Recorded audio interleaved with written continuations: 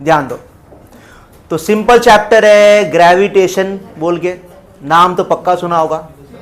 अच्छा ये बताओ, ये चैप्टर का नाम सुनते ही किस महान इंसान का नाम दिमाग में आया? अगर वो नहीं होता तो ये चैप्टर भी नहीं होता।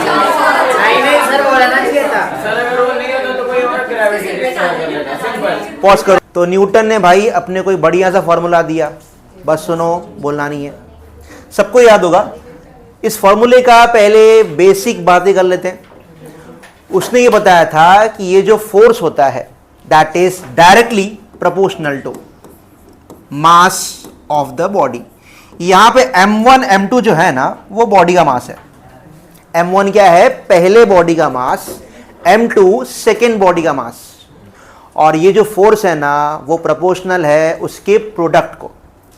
याद होगा F जो है वो इनवर्सली प्रोपोर्शनल है स्क्वायर ऑफ द डिस्टेंस।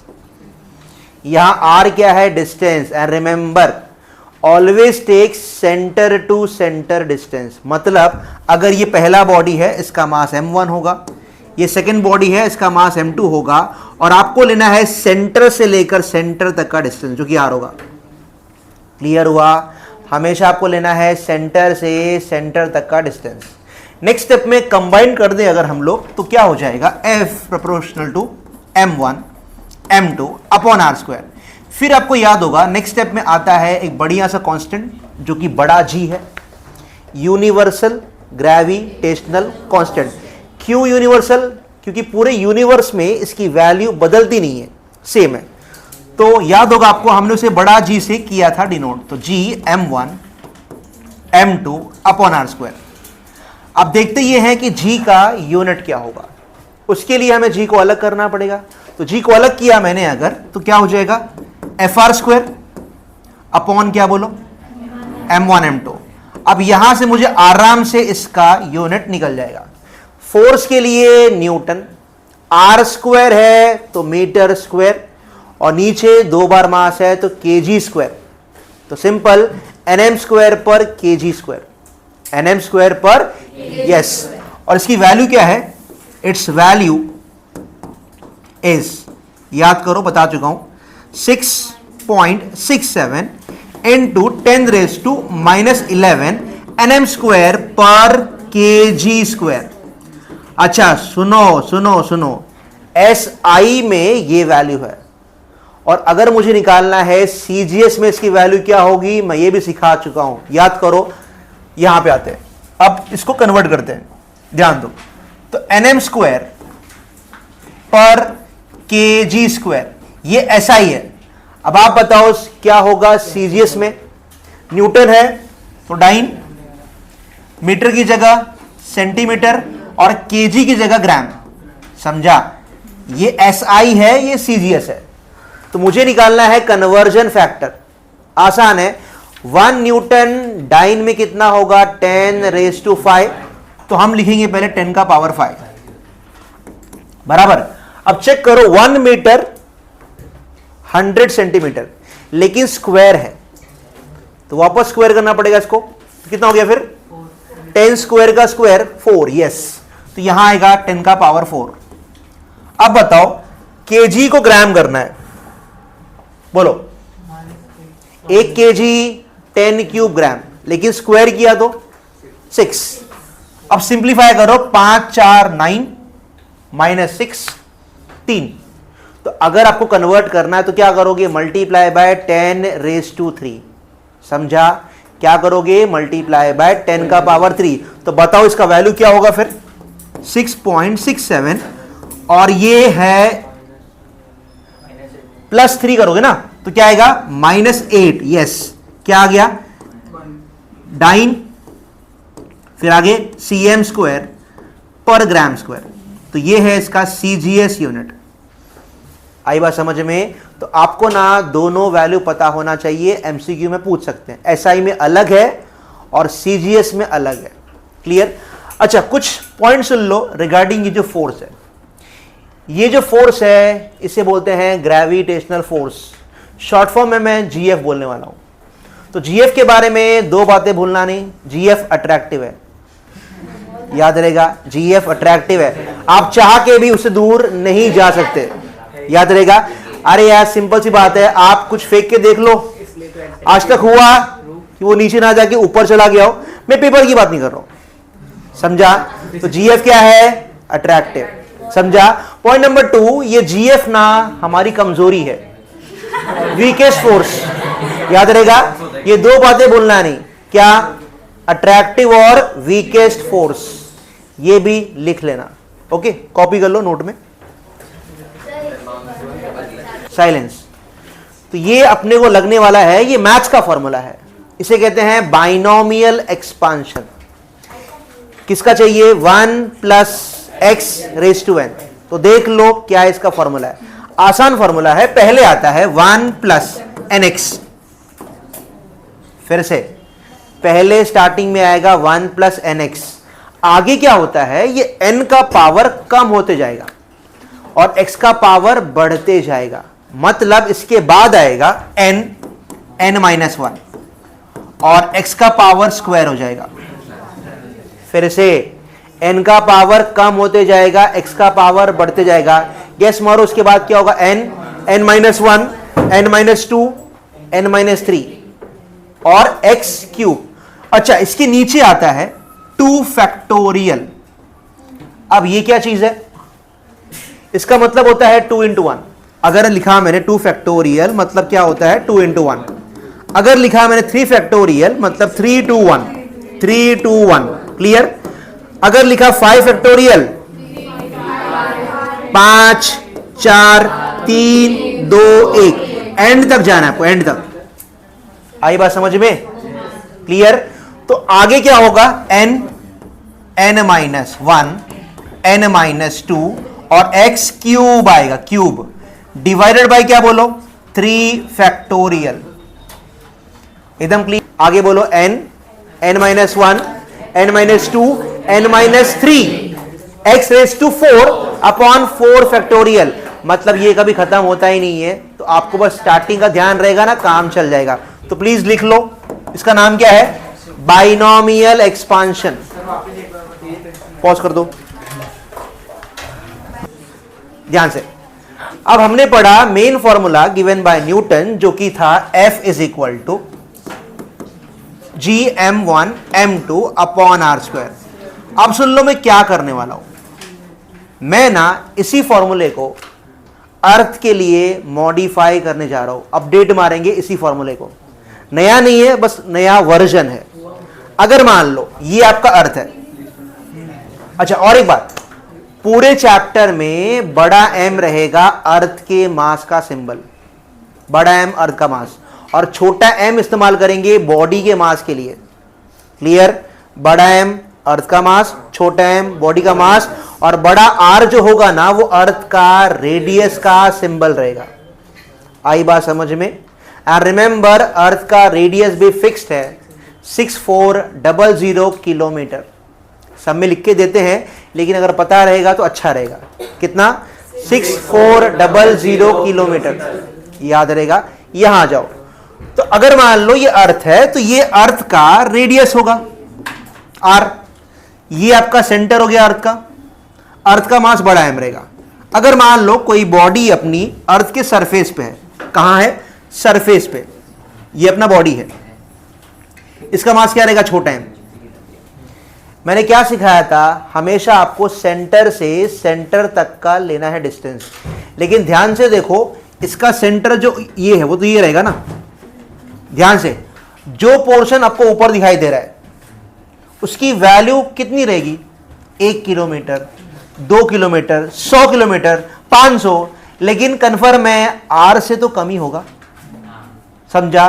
तो क्या मैं कह सकता हूं इस केस में रेडियस ही अप्रोक्सीमेटली डिस्टेंस है, बराबर ना।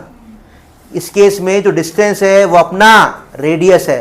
तो अब अपना नया फॉर्मूला क्या आएगा, F इज इक्वल टू, ध्यान देना, Gm बाई आर स्क्वायर, समझा। बड़ा M अर्थ का मास, छोटा m बॉडी का मास, और रेडियस ही डिस्टेंस है। तो अब से नया फॉर्मूला ये होगा, हम इसको यूज करेंगे, याद रहेगा, GMM/R², GMM/R², GMM/R², GMM/R², याद रहेगा। तो ये है फोर्स का फॉर्मूला। अच्छा, इसके बाद हम जानेंगे कि बड़ा जी एंड स्मॉल जी में क्या है रिलेशन। फर्क समझते हैं। बड़ा जी क्या था? यूनिवर्सल ग्रेविटेशनल कांस्टेंट, और स्मॉल जी होता है एक्सीलरेशन ड्यू टू ग्रेविटी। अब ये बताओ, अगर कोई भी चीज मैं छोड़ता हूं नीचे, ओके, एक पाउच दो जरा, पाउच, ये पाउच मैंने होल्ड किया है, छोड़ दिया। अब ये बताओ, यहां से यहां तक क्या स्पीड सेम है? क्या स्पीड सेम है? क्या स्पीड क्यों चेंज हो रहा है? अर्थ की वजह से। इसीलिए यहां पे वर्ड क्या आ गया? एक्सीलरेशन, मतलब स्पीड का चेंज होना। आई बात समझ में? तो ध्यान रखना, ये है छोटा जी, और बड़ा जी क्या है? Universal gravitational constant. अब ये देखो, हम क्या निकालेंगे? रिलेशन बिटवीन बड़ा जी एंड स्मॉल जी। बराबर ध्यान देना, ये मेन टॉपिक है, आवाज नहीं। Relation between capital g and small g, capital g and small g. ध्यान से देखना, आपको इसके लिए ये मेन फॉर्मूला पता होना चाहिए, जो कि पता ही है, GMM/R²। अच्छा ये बताओ, फोर्स की जगह क्या मैं mg लिखूं? कोई दिक्कत है? फोर्स की जगह mg कुछ स्ट्राइक हुआ? अरे भाई, वेट mg, फोर्स मा, ए और जी तो सेम ही तो है ना भाई, समझा? तो इन शॉर्ट f की जगह मैं mg लिख सकता हूं, याद रहेगा। तो f की जगह मैंने अगर mg लिखा तो चेक करो क्या होने वाला है, ध्यान देना। छोटा m कैंसल हो जाएगा, छोटा m कैंसल हो गया, तो स्मॉल जी का फॉर्मूला रेडी है, GM/R²। बड़ा ही खास फॉर्मूला है, इसको कभी नहीं भूलना, बहुत खास फॉर्मूला है, GM/R², GM/R²। एक खास बात नोटिस की आपने, इस फॉर्मूले में छोटा m नहीं है। इसका मतलब यह हुआ कि छोटा g जो है ना, वो मास ऑफ द बॉडी पे डिपेंड नहीं करता। आई बात समझ में? फिर से मैंने क्या बोला? ये छोटा जी जो है वो मास ऑफ द बॉडी पे डिपेंड नहीं करता। अच्छा, अब एक सिंपल सा एक्सपेरिमेंट करते हैं। एक दुबला पतला चाहिए, कौन है भाई? पतला, आ जाओ। एक केस स्टडी करना है, ठीक है? ध्यान से, ध्यान से, साइलेंस साइलेंस साइलेंस। एक केस स्टडी है, बराबर सुनो और जवाब दो, ठीक है? अब ध्यान दो, जस्ट इमेजिन मैं और ये घूमने गए, ओके? जस्ट इमेजिन मैं इसको लेके गया एक टावर में, और वो समझो बहुत ही ऊंची बिल्डिंग है, मान लो 40 फ्लोर की बिल्डिंग है, ठीक है? ध्यान से, इसको मैं लेके गया, ये पढ़ाई नहीं कर रहा था, मैं लेके गया, फिर मैं सुन लो लिफ्ट की बटन दबाई और प्रेस किया मैंने 40th फ्लोर की बटन। लिफ्ट खुलेगा ही नहीं। क्यों भाई? हम कहां पहुंच गए? 40वें फ्लोर पे। उसके बाद सुन लो ध्यान से, फिर मैंने टेरेस का डोर ओपन किया, इसके साथ पहुंच गया टेरेस पे, ध्यान से। अब हम कहां हैं? मैं और ये टेरेस पे।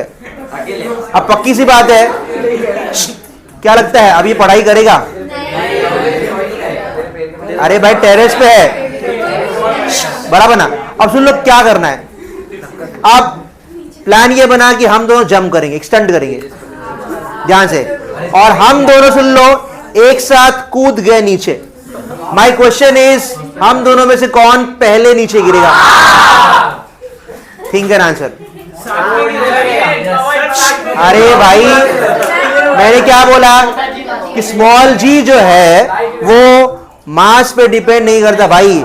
हम दोनों केस में स्मॉल जी सेम रहेगा ना भाई, हम एक साथ गिरेंगे। तो आज के बाद ये गलती कभी नहीं करना, समझा? एक साथ नीचे गिरेंगे, समझा? एक साथ नीचे गिरेंगे। आई बात समझ में? तो अब से ये बात का ध्यान रखना, क्लियर? लिख लो।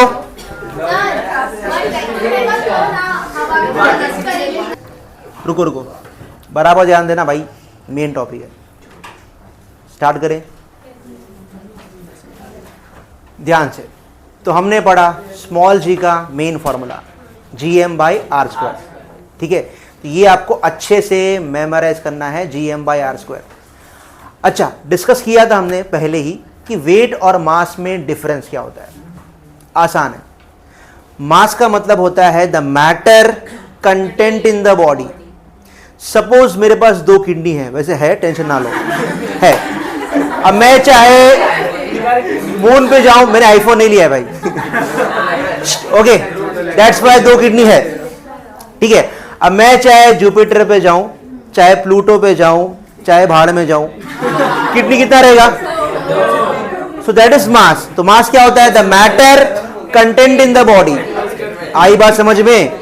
मास क्या है? Matter content in the body. लेकिन वेट क्या होता है? Gravity acting on the mass, mg।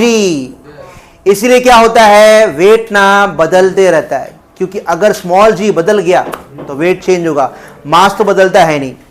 तो एकदम क्लियर सीखा हमने, अगर वेट को बदलना है तो g को बदलना पड़ेगा। g बदलोगे वेट बदलेगा, समझा?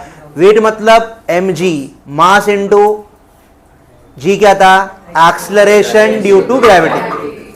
आगे बढ़ते हैं। मुझे ना अपना वजन कम करना है, मैं परेशान हो गया, जिम करके देख लिया, डाइट कर लिया, सब कर लिया, लेकिन कुछ हुआ नहीं। अब ये सोचो वेट कम करने का सुन लो, एक ही उपाय है, अगर जी को बदल दिया जाए तो ही पॉसिबल है। यस, वहां 1/6 हो जाएगा, पता है कि नहीं है? अगर आप 60 किलो के हो तो वहां 10 के हो जाओगे, क्यों? वहां जी कम है, समझा? तो वेट को बदलने के लिए एक ही ऑप्शन मेरे पास है, जी को बदलना है। अब ये सोचेंगे कि जी कैसे बदलेगा। ध्यान सुन लो, कौन कौन जी को बदल सकता है। कुछ फैक्टर्स है, ध्यान देना 1 बाय 1। पहला फैक्टर है हाइट। अगर मैं बहुत ज्यादा हाइट पे पहुंच जाऊं, बहुत ज्यादा की बात करो, ऐसा नहीं कि मैं चढ़ गया टेरेस पे वेट कम हो जाएगा, उतना हाइट नहीं, बहुत ज्यादा हाइट चाहिए, समझा? हाँ, कूदूंगा तो हल्का हो जाऊंगा ना हमेशा के लिए, समझा? तो अगर मुझे जी को कम करना है तो बहुत ज्यादा हाइट पे जाना पड़ेगा, या तो जमीन के अंदर जाना पड़ेगा, काफी डेप्थ में जाना पड़ेगा। सो मेन 2 फैक्टर है हाइट, डेप्थ, समझा? तो जी कब बदलेगा? जब हाइट बदलेगा और डेप्थ बदलेगा। एग्जैक्टली क्या होगा यही अपने को देखना है, ठीक है? चलो देखते हैं। ऑन कर दिया क्या? ध्यान से। हमने भी क्या देखा कि स्मॉल जी को मेन 2 फैक्टर बदल सकते हैं, आगे और भी है, लेकिन फिलहाल हम बात करेंगे हाइट की, उसके बाद डेप्थ की। तो इस सवाल में हमें क्या देखना है कि हाइट का इफेक्ट क्या है स्मॉल जी के ऊपर। ओके, डायग्राम बड़ा आसान है, ध्यान देना। अगर मान लो ये आपका अर्थ है, इसका मास क्या रहेगा? बड़ा है। अर्थ का रेडियस बड़ा आर, सेंटर हो। अगर मान लो एक बॉडी यहां पे है, इसका मास छोटा एम रहेगा, और बॉडी का डिस्टेंस सरफेस से हम h लेते हैं, h, छोटा h। क्लियर? स्मॉल h कहां से कहां लेना है? सरफेस से लेकर बॉडी तक का हाइट है।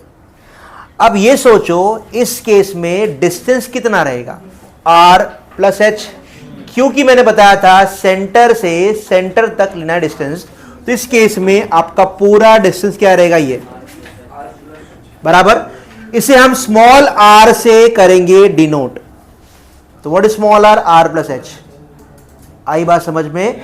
फिर से देखो, बड़ा m क्या है?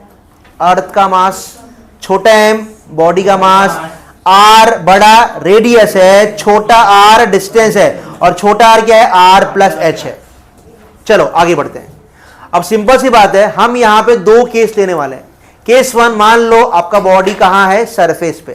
केस 2, हाइट पे। तो अगर बॉडी सरफेस पे है तो एट सरफेस, सरफेस के लिए हमारा फॉर्मूला क्या होगा? बड़े आसान है, small g is equal to Gm/r²। समझा? अगर बॉडी सरफेस पे है तो यही फॉर्मूला लगाना पड़ेगा। ये फॉर्मूला बना ही है सरफेस के लिए, ध्यान रखना। आई बात समझ में? लेकिन अपना बॉडी कहां है? हाइट पे है। तो आगे हम बात करेंगे एट हाइट। Eight height. ध्यान देना, हाइट की बात करें तो मुझे जी का सिंबल भी बदलना पड़ेगा, तो मैं जी एच नया सिंबल लेता हूं। एच सफिक्स में है, बराबर लिखना, ऐसा ना लगे कि जी इंटू एच लिखे हो, एच छोटा लिखना, साइज की बात करो छोटा, ठीक है। तो जी एच का फॉर्मूला क्या होगा, आसान है, जी एम तो रहने वाला ही है, लेकिन जो डिस्टेंस है वो R plus H the whole square हो जाएगा। अब इसको मैं नंबर 1 दूंगा, इसको मैं नंबर 2 दूंगा। क्लियर है दोनों इक्वेशन? सरफेस के लिए G M by R square है और हाइट के लिए मैंने जी एच लिखा, तो क्या लिखोगे, G M upon R plus H the whole square. अब नेक्स्ट स्टेप में मैं डिवाइड करने जा रहा हूं जी एच अपॉन जी को, तो अगर मैं डिवाइड करता हूं तो क्या कटेगा वो बता दो, आसान है, जी एम कैंसिल हो गया। केयरफुल केयरफुल, आर स्क्वायर नीचे है, तो अगर यहां जी एच है तो यहां आर स्क्वायर आ जाएगा और यहां आएगा R plus H the whole square. सबको समझा? इनवर्सली था ना, इसीलिए ऐसा हुआ। अब ये बताओ, दोनों का सेम पावर है तो क्या मैं कंबाइन करके एक बार लिख सकता हूं? यस। तो नेक्स्ट स्टेप में ये हो जाएगा G H upon G, this will be R divided by R plus H पूरे का स्क्वायर। समझा? स्क्वायर था तो मैंने कंबाइन करके एक बार लिख दिया, तो ये स्टेप तो वैलिड है ही। अब नेक्स्ट स्टेप में क्या कर रहा हूं देख लो, सही है तो बताना। मैं क्या करने जा रहा हूं, ध्यान देना, ध्यान से ये स्टेप देखो, G H by G, can I write R upon are, R plus H upon R, क्या मैं ये स्टेप लिख सकता हूं? कोई दिक्कत है?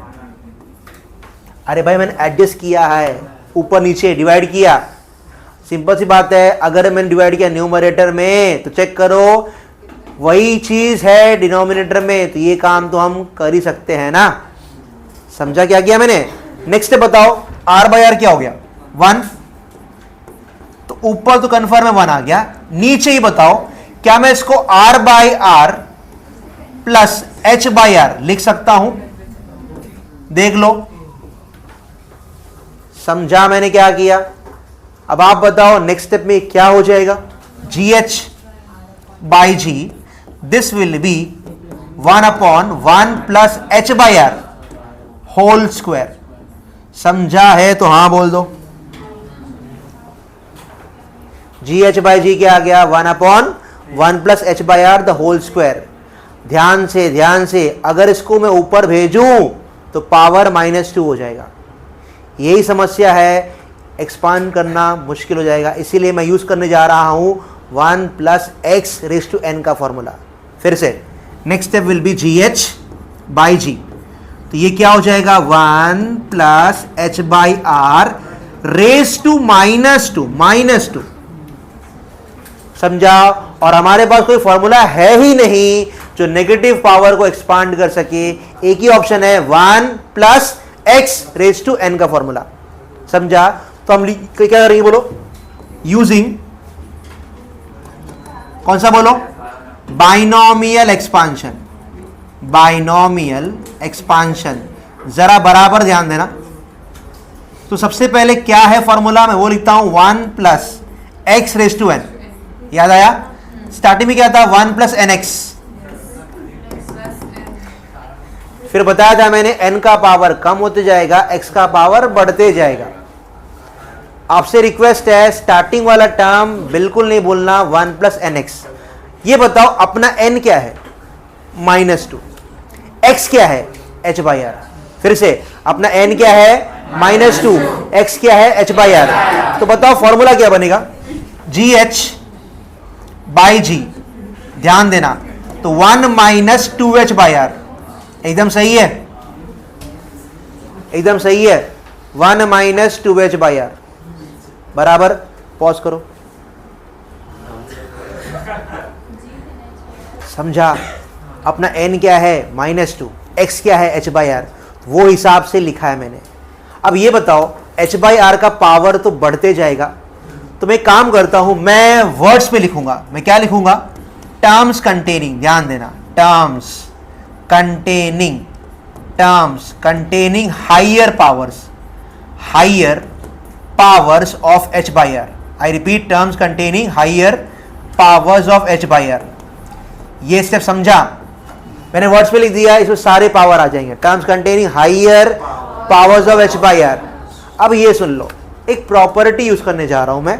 अगर मान लो कोई नंबर 1 से कम है, 0.5 है, स्क्वायर किया तो 0.25, अगेन स्क्वायर किया तो 125 समथिंग. मतलब हमने ये सीखा कि अगर कोई नंबर 1 से कम होता है, उसका पावर और छोटा हो गया. समझा? फिर से, अगर कोई नंबर 1 से कम है, उसका पावर स्मॉल होते जाएगा.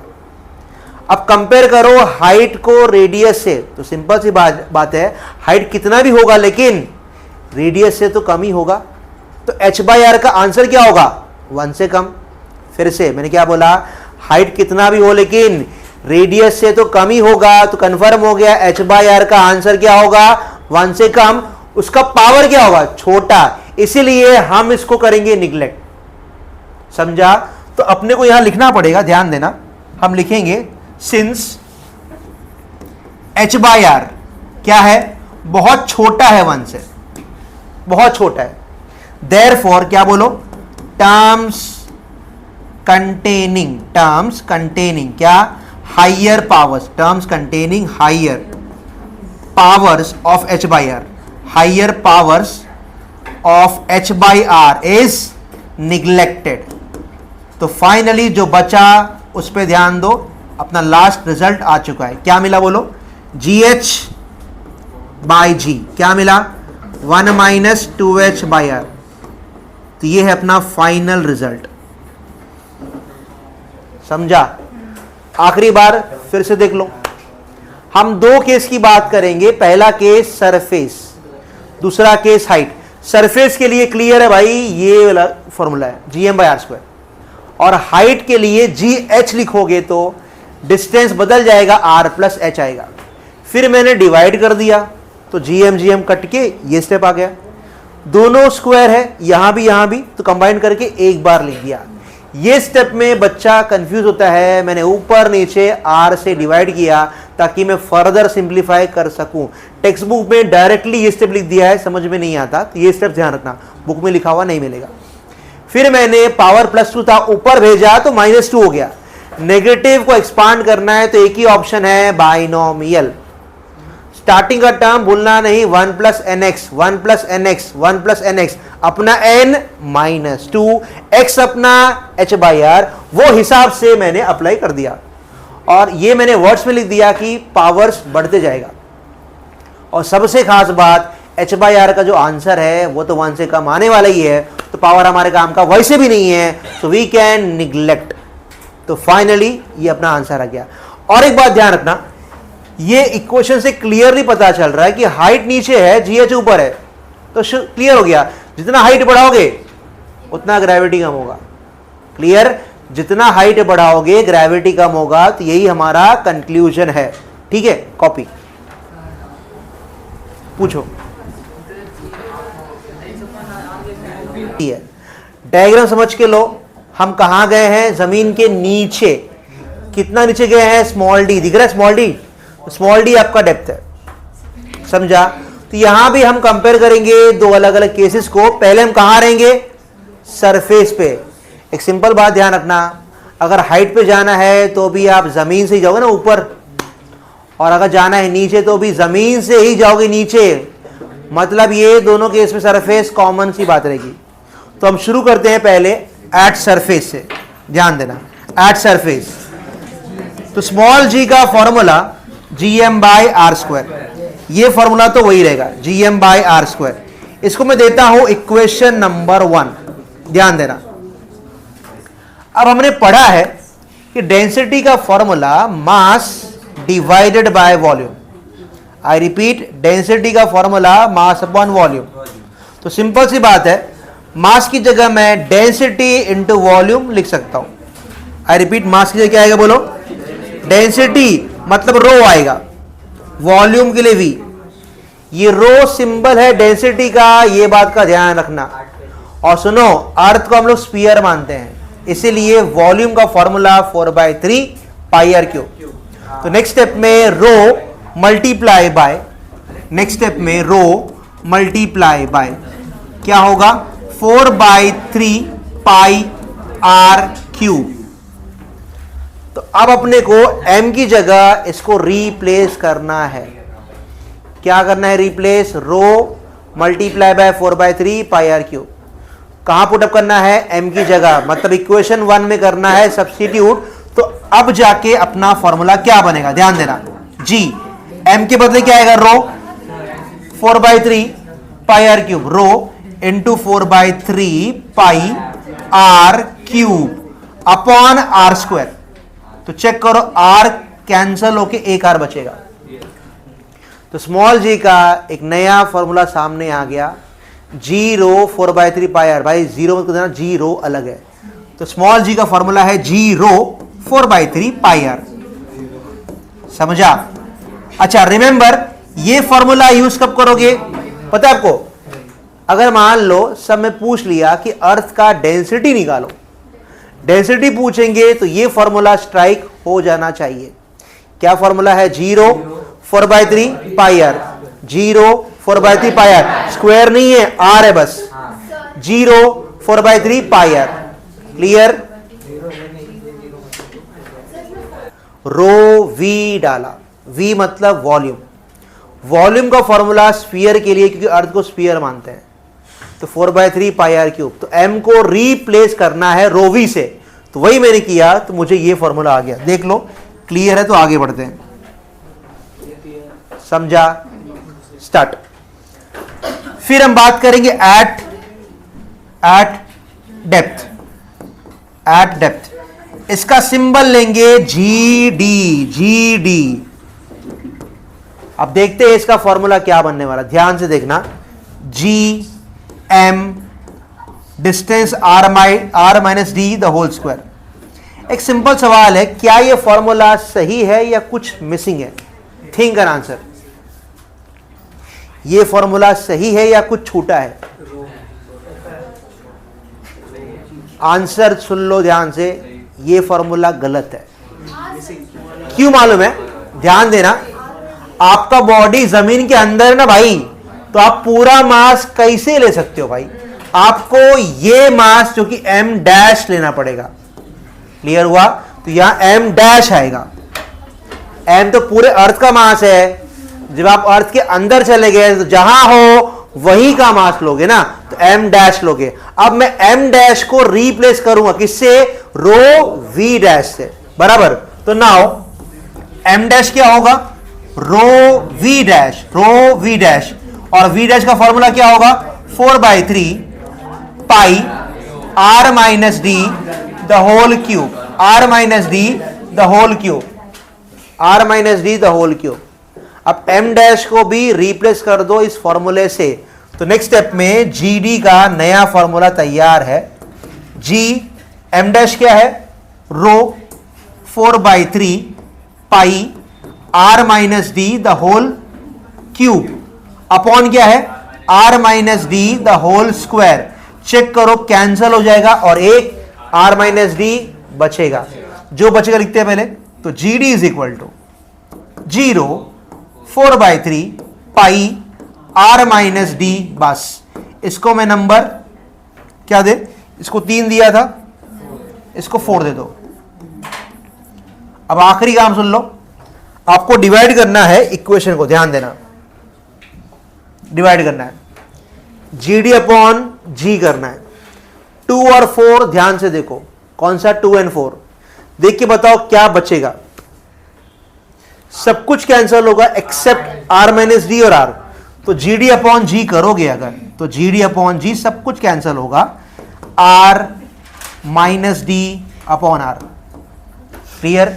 एक स्टेप और लिख सकते हो सिंप्लीफाई करके, जी डी बाई जी। क्या मैं इसको 1 माइनस डी बाई आर लिख सकता हूं? तो ये मेरा फाइनल स्टेप है, ध्यान रखना। 1 minus D by are, 1 minus D by r. एक बात और, समरी सेम निकला, क्लियर दिख रहा है कि डेप्थ नीचे है ना। जितना डेप्थ बढ़ाते जाओगे ग्रेविटी कम होते जाएगा। ठीक है? कॉपी। ये एक कंसेप्ट है ग्राफ के बारे में। अपने को ना ग्राफ समझना है। किसका ग्राफ? डिस्टेंस और ग्रेविटी का ग्राफ। तो वो समझने के लिए कुछ बेसिक चीज समझ के लो पहले। अच्छा ये बताओ, डेप्थ का फॉर्मूला क्या था? G D by G 1 minus D by are, 1 minus D by are.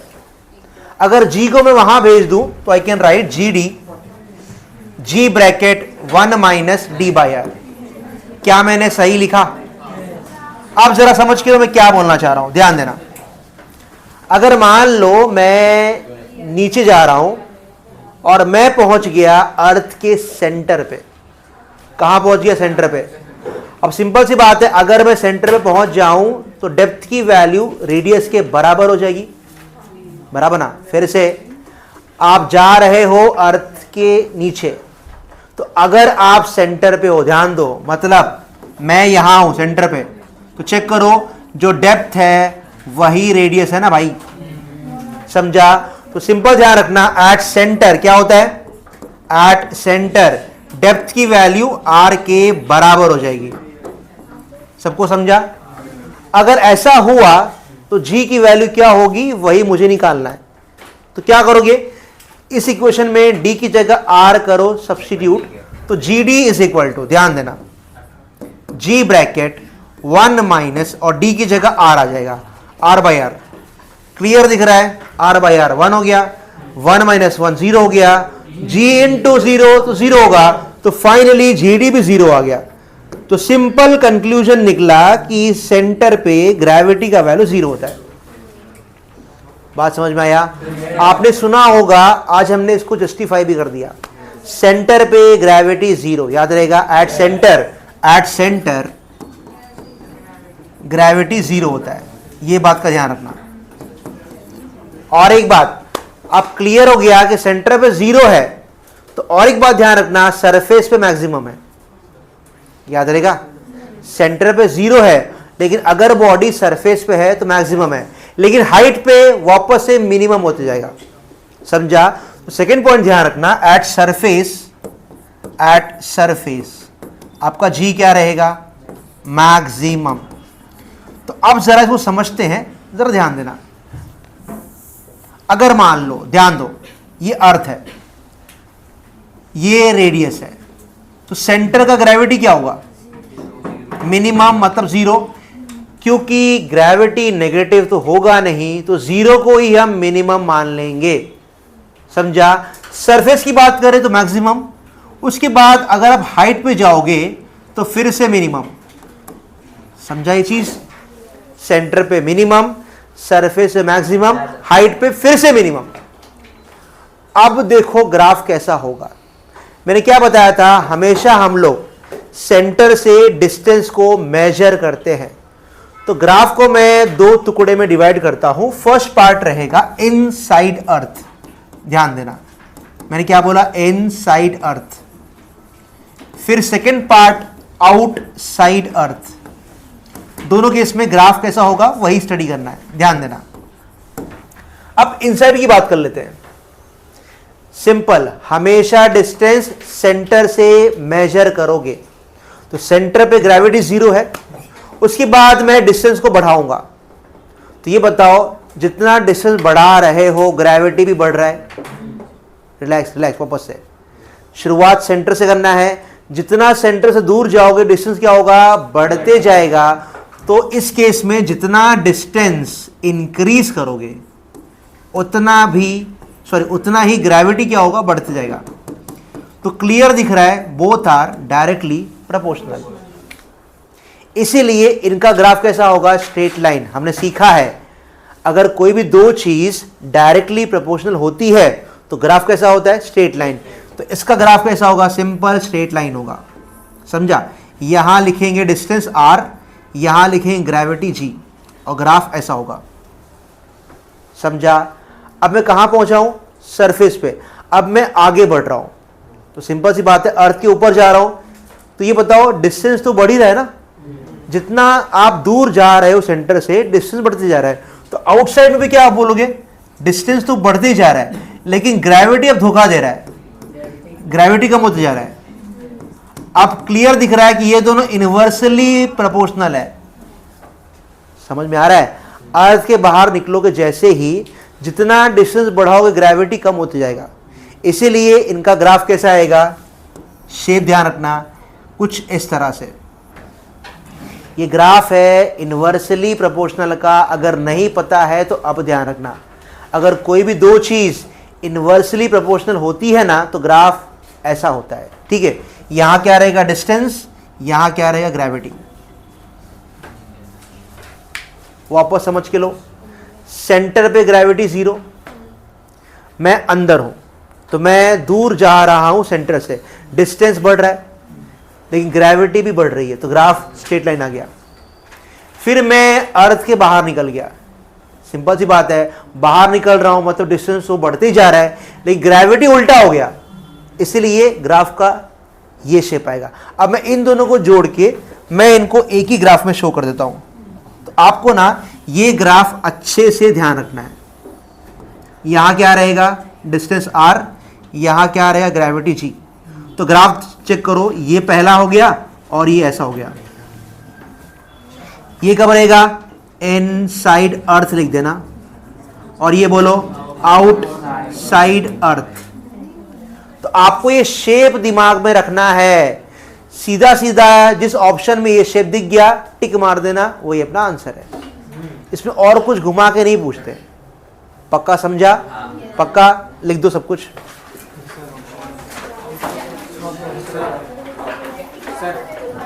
अपने को ना सिंपल सवाल करना है, और ये सवाल रहेगा based on height and depth, जो एंट्रेंस में ना मल्टीपल टाइम्स आया हुआ है।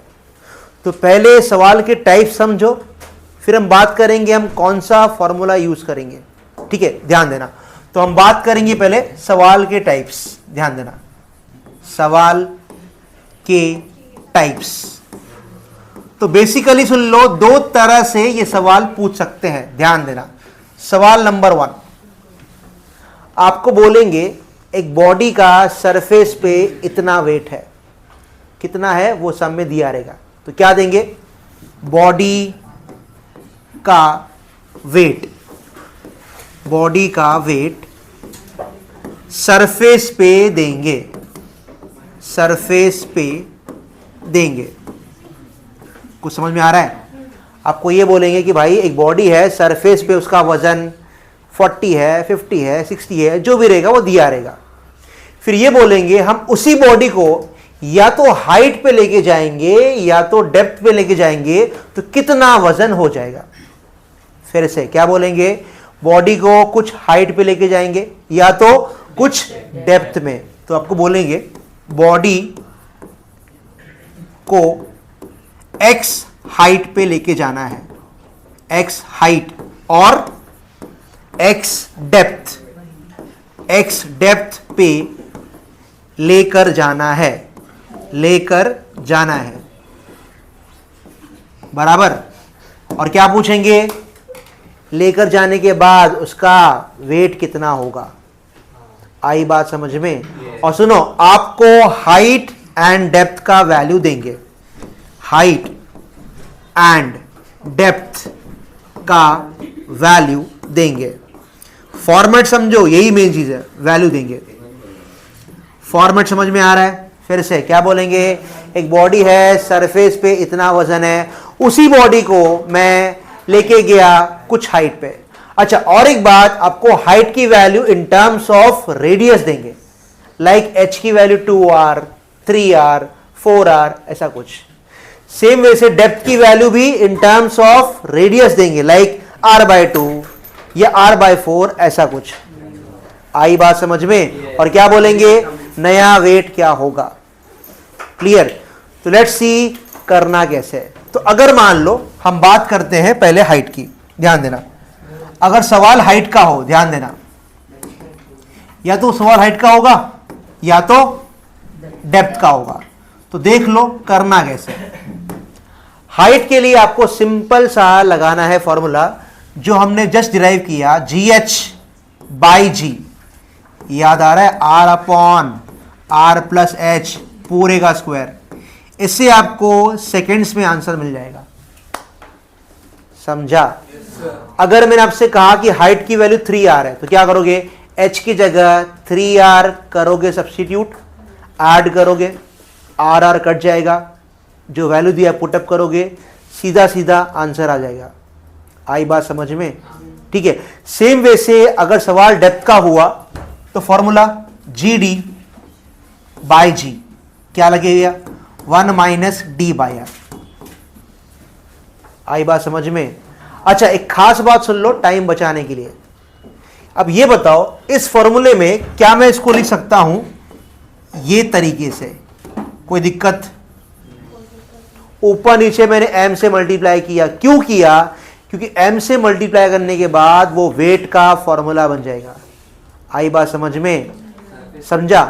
तो सुनो, तो आप ना इतने फॉर्मूले याद मत रखो, आपको याद ये रखना है बस एक ही फॉर्मूला। कौन सा? ये वाला।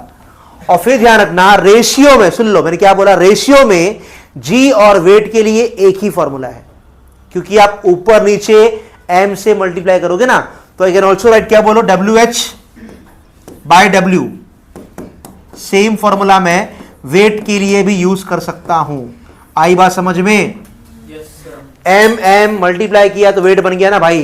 तो रेशियो में g और वेट का सेम फॉर्मूला है। सेम वे से यहां भी, यहां बोलो क्या होगा? WD by W 1 minus D by r. समझ में आया? पैटर्न समझो, पैटर्न। फिर से क्या बोलेंगे?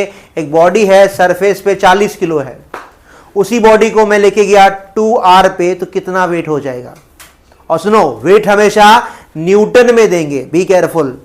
पता होगा वेट का यूनिट क्या होता है? न्यूटन। और वेट और जी के लिए एक ही फॉर्मूला है। ठीक है, कॉपी।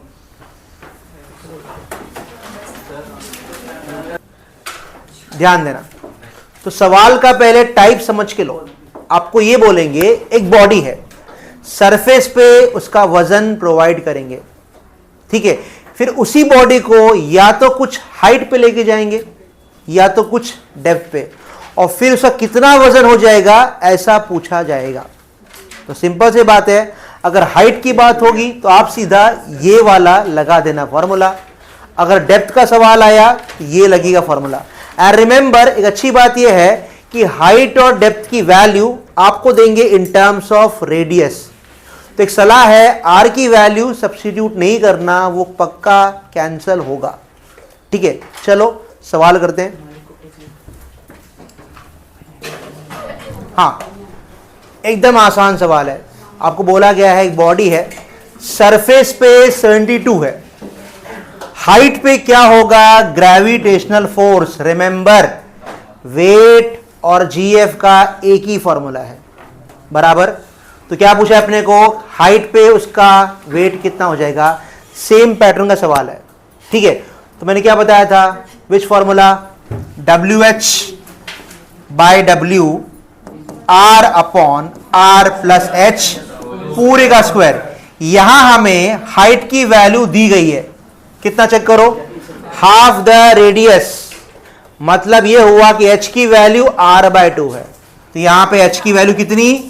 r by 2। तो नेक्स्ट स्टेप में WH आपको निकालना है। W दिया है 72, ध्यान देना, r अपॉन r, और हाइट कितना दिया है? r by 2। स्क्वायर भूलना नहीं प्लीज। अब नेक्स्ट स्टेप ध्यान से देखो, ध्यान से, कॉमन नहीं, रुको रुको, r plus r by 2 check करो। 1 प्लस हाफ 1.5 होता है। 1.5 को मैं 3 बाय 2 लिख सकता हूं। इन शॉर्ट ये 3 बाय 2 r हो गया, समझा? तो फायदा क्या हुआ? ये WH अपॉन 72 ये हो गया r, और नीचे क्या हो गया भाई? 3 बाय 2 r। तो फायदा ये हुआ r कैंसल, कैंसल, 2 को भेजो ऊपर और स्क्वायर करना है। तो नेक्स्ट स्टेप क्या होगा फिर? WH अपॉन 72 ऊपर जाके ये 4 बाय 9 हो जाएगा। लास्ट स्टेप में 4 बाय 9 मल्टीप्लाई बाय 72, 9 72 कैंसल होगा, कितना हो गया? 4 इंटू 8। ये अपना फाइनल आंसर है, एकदम आसान है। ओके, तो आंसर आएगा 32। रुको, देख लो दोनों सवाल। फिर आराम से कॉपी करना, समझा? अच्छा अब सुन लो, अच्छी बात यह है ये सवाल है भी सेम पैटर्न फॉलो करना है, यहां बस डेप्थ का है। अब वो कैसे मालूम पड़ा? हाफ वे डाउन बोला है तो क्लियर है डेप्थ का सिग्नल मिल गया। तो इस केस में बताओ फॉर्मूला क्या होगा? W D by W, yes 1 minus D by are.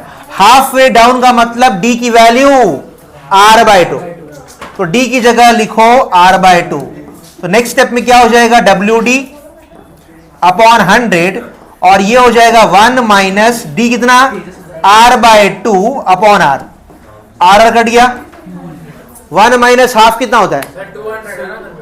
हाँ 200। 1 बोलो कितना हो गया?